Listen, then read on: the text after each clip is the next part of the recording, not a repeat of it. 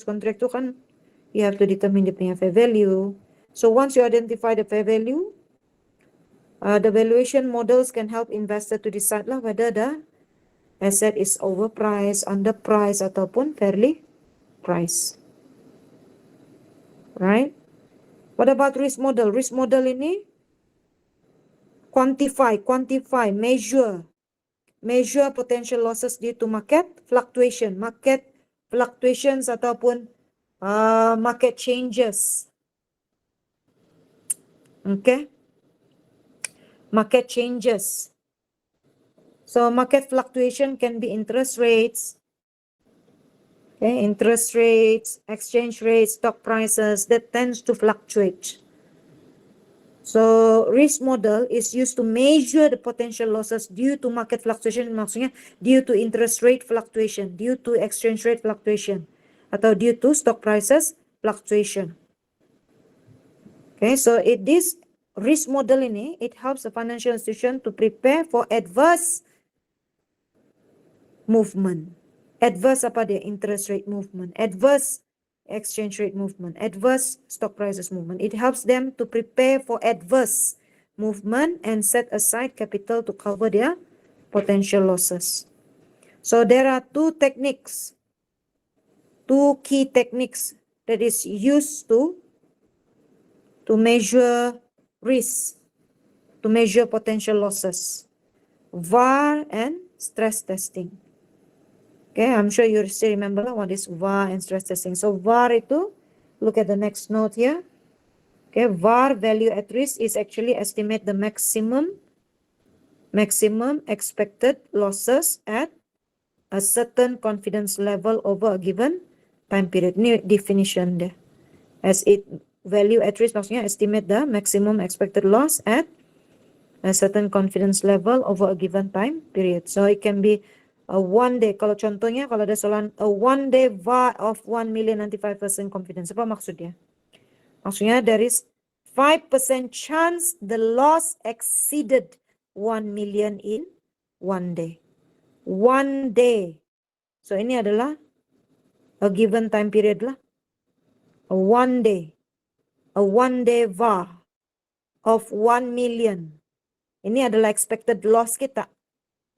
Estimates the maximum expected loss, ini adalah expected loss kita. Tapi at 95% confidence saja. Maksudnya bank cuma confidence sebanyak 95% level, 95% that they will only lose at 1 million. Boleh paham? Are you following me? A one day VAR of 1 million maksudnya dalam tempo sehari, value at risk untuk exposure, expected loss 1 million ini at 95% confidence. Maksudnya yang selebihnya itu adalah 5%. 5% chance the loss will exceed 1 million in one day. 90% confidence maksudnya bank pikir dia orang cuma loss up to 1 million saja. Tetapi ada 5% confidence ini. Maksudnya ada chance yang the loss will exceed 1 million in one day. So this particular VAR technique here is widely used by banks lah to assess market risk. And what about stress testing? Ini kita sudah cover tadi kan? Chapter 4 tadi. So it evaluates how a portfolio or institution would cope under extreme but possible scenario. So ada beberapa scenario tadi kan kita mention. Okay, boleh? Boleh, Madam.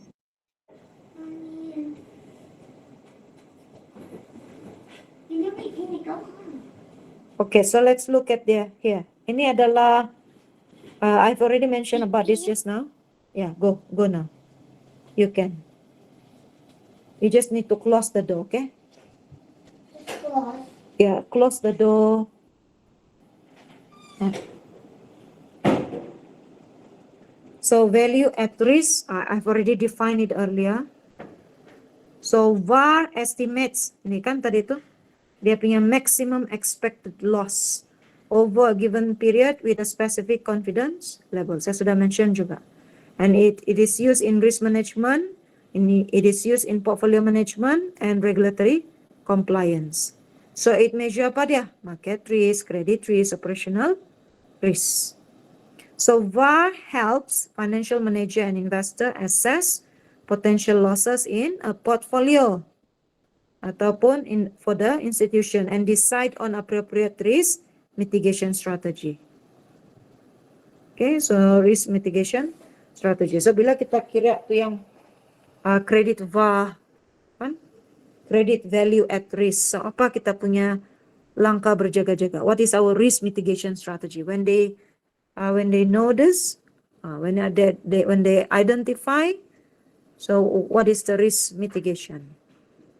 Okay, itu VAR. Nah, okay, next one, VAR calculation method. It uses historical method. Ini saya ada mention sikit tadi sini. Kamu tengok financial risk model ini, dia banyak guna historical. Look at that. Dia banyak guna, okay, historical data, statistical technique, and simulation to estimate how much money apa dia? Could be lost under various scenario. Okay, so you can see that financial risk model ini itulah tuh valuation models kah, okay, risk models kah, dia banyak guna historical data ataupun statistical technique, simulation to estimate how much money could be lost under various scenario. Okay, so dia guna historical method. Okay, dia guna to estimate future risk. Okay, so historical method ni more simple, but assume past patterns will continue lah, will repeat. Variance covariance method. Itulah variance kan, kita kira variance itu. Assume normal distribution of return and then it uses standard deviation and correlation. Kita sudah guna sebelum ni. Bila kita kira itu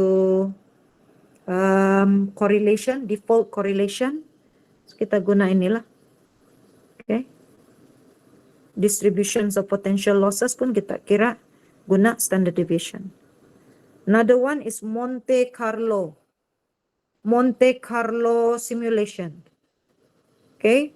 Now Monte Carlo simulation ini dia uses random simulation to estimate risk. Tadi kita ada mention kan sini. Ini tadi sini kita mention. Dia guna historical, dia guna statistical technique. Statistical technique itulah yang standard deviation correlation itu statistical technique. Okay, yang historical data sebab price pattern will repeat, will continue. And then simulation. So simulation to estimate how much money could be lost. Okay, so kita tengok sini simulation dia adalah based on Monte Carlo simulation. So this actually can model complex risk scenario. Okay, and it may requires longer step lah to calculate. Okay, it may use longer step to calculate. All right.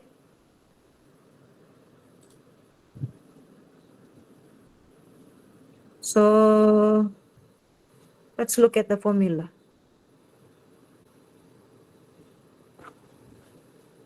Ini adalah formula dia lah.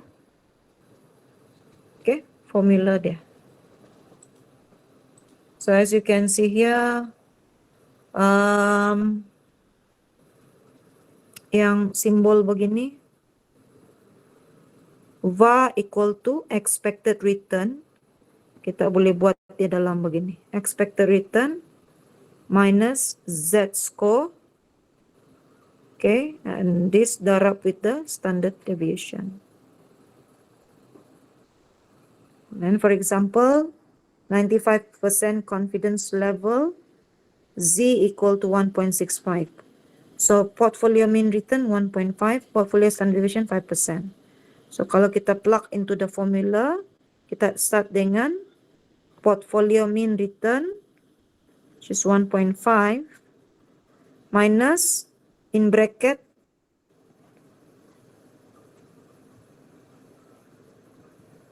okay. Ya. Darab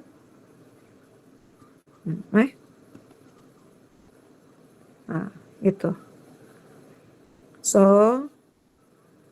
darab in bracket minus in bracket 1.65 darab dengan 5. 5 is the standard deviation. So semua sudah dibagi. So apa maksud negatif? Okay. So what does it means by negative?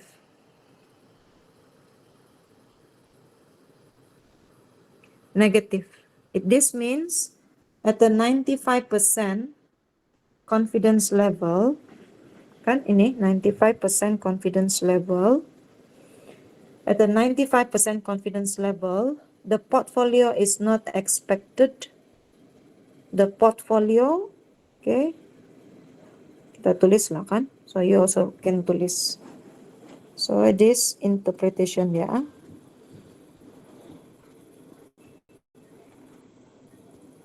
This means at 95% at a 95% confidence level, the portfolio is not expected. Portfolio is not expected to lose more than 6.75%, 6 point of its value over the specified time period lah. Okay, over the specified time period. Okay, itu maksudnya dia tidak akan, it's not expected to lose more than 6.75%.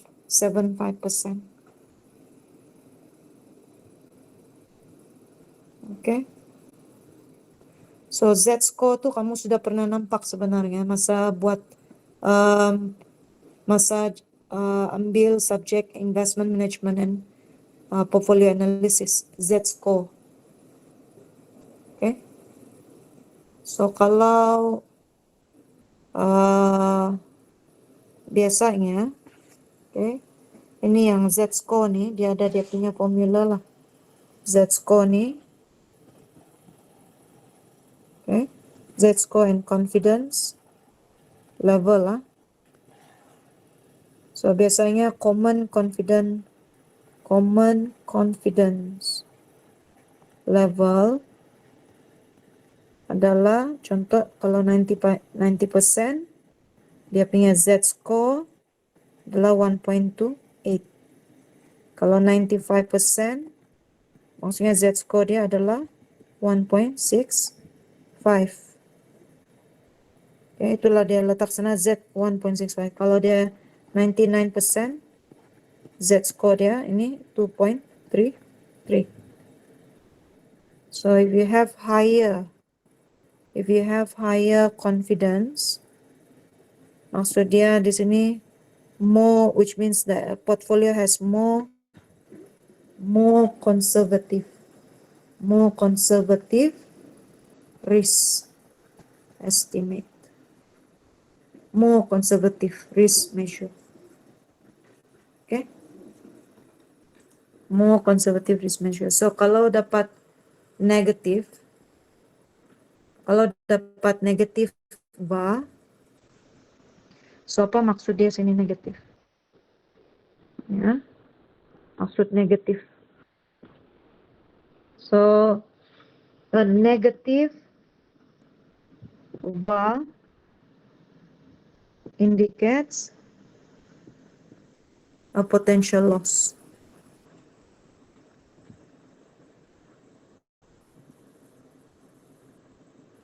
Okay, so VaR ni dia, it's often reported as a positive number lah.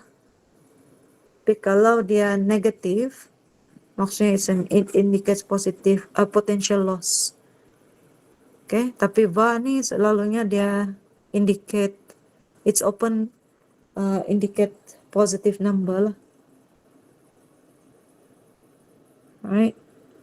Tapi kalau dia negative, itu yang dia potential loss.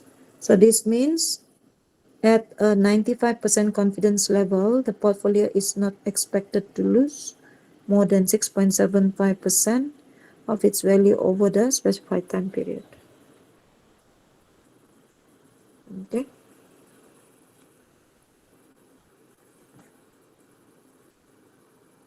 Right.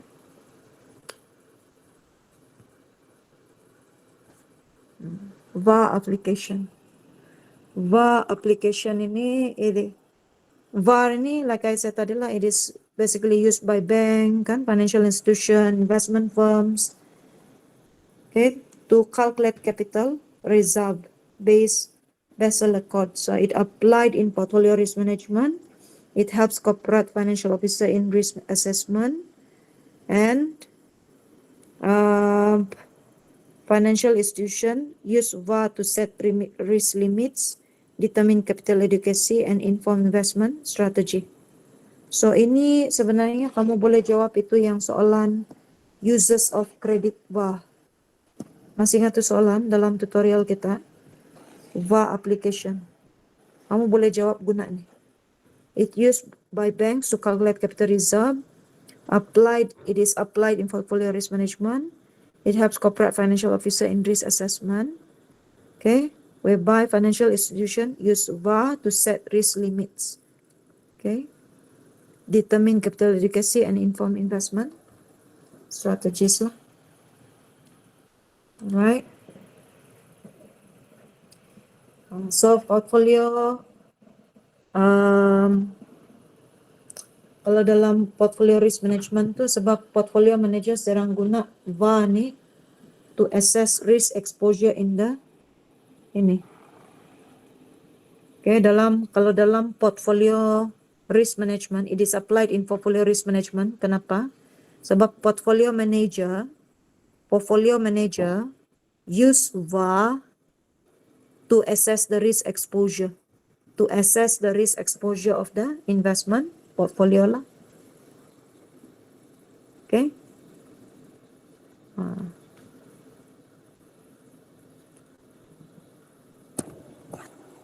Limitations of VaR. Sikit lagi ya. Sikit lagi le. Okay. Limitations of VaR. So there are assumptions lah. Okay. VaR ini assumption of normality. May underestimate extreme events. So what does it mean here? VaR often dia assume, okay, VaR ini maksudnya normality kan? So VaR ini, cerita dia di sini adalah VaR dia often assumes that asset returns, ini maksud dia, asset returns follow a normal distribution.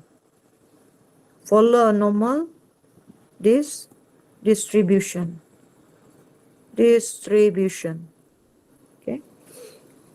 VaR often assume that asset returns follow a normal distribution. Okay. Now, the problem is that in reality, dia tidak semestinya normal distribution. So, This because of the in reality kita punya financial returns ini dia tidak semestinya normal distribution. Okay, so kadang-kadang kita punya extreme losses tu happen lebih banyak berbanding normal distribution, expected normal distribution. Normal distribution predicts. Maksudnya di sini extreme losses itu lebih banyak berlaku sebenarnya kalau dalam reality. Okay, jadi ini akan menyebabkan underestimations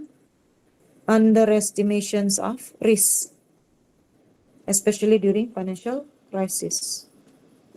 They may underestimate extreme events. Kok underestimate extreme events? Sebab VAR ni, dia often assumes that asset return follow a normal distribution. Okay? Which is normal distribution ini yang bell curve lah.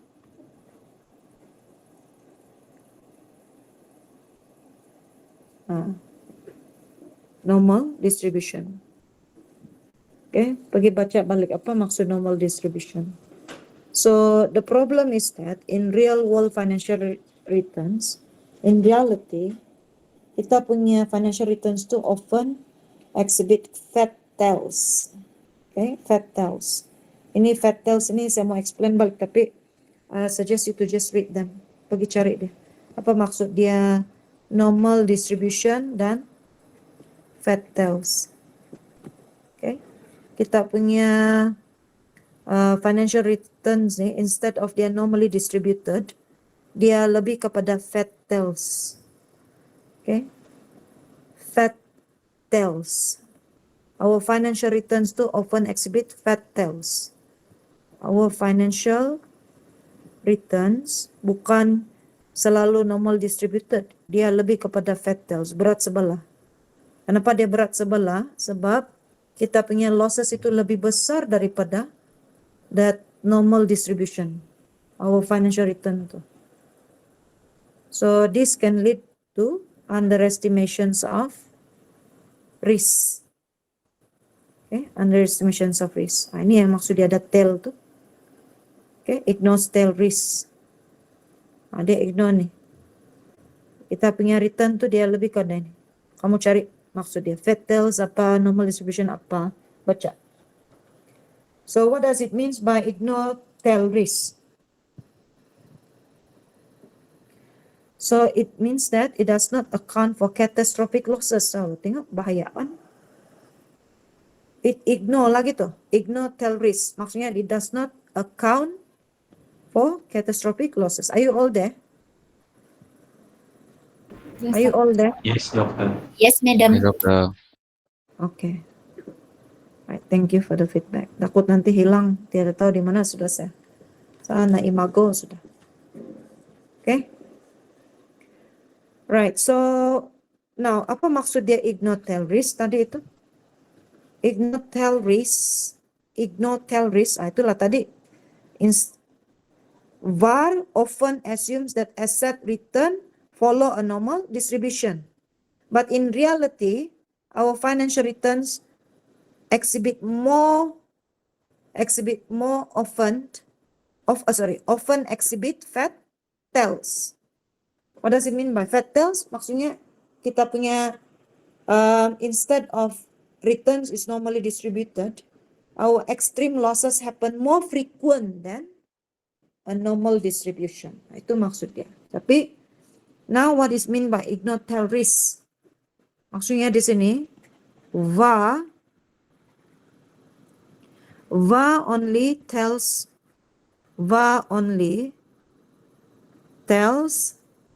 you the maximum expected loss at a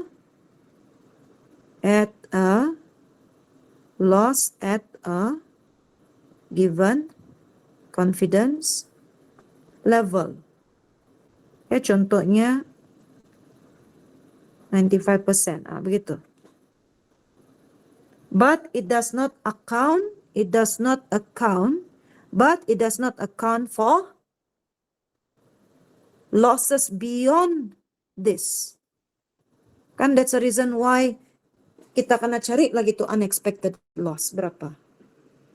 Nah, dia tidak account for catastrophic losses.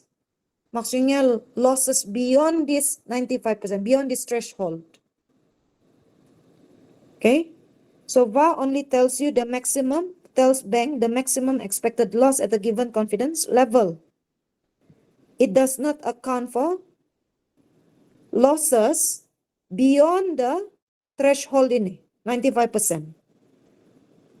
So maksudnya bila 95% confidence level, 5% chance that the losses would be more than just, begitu maksudnya, would be more than just 1 million, for example. The 5% chance. Kalau lah expected losses tadi 1 million, so 5% chance itu daripada sini, maksudnya lebih daripada 1 juta. So it does not account for losses beyond the threshold, beyond the 95%. So ini yang kita panggil sebagai catastrophic losses. Catastrophic losses, okay, within that 5% chance itu. They are not captured by VaR. Itu masalah dia. Inilah limitation. The catastrophic losses itu yang 5%. Itu 5%. Okay, they are not captured by VaR. Ini not captured by VaR. Dia cuma kasih tahu expected losses. Maximum expected losses at the confidence level. But it does not account for catastrophic losses, which is that 5% lah. Okay? The losses beyond the threshold itu. So, what happen? Bila begini, masalah dia nanti adalah, impact dia adalah, financial institution dia cuma prepare untuk yang 95% expected losses. The financial institution, they may be unprepared for the extreme event. Itulah maksudnya catastrophic. They are not prepared for that 5% catastrophic losses. VaR, disebabkan oleh VaR ini. VaR, okay, sebab ini kelemahan dia, menyebabkan institution may be unprepared. May be unprepared for the extreme events.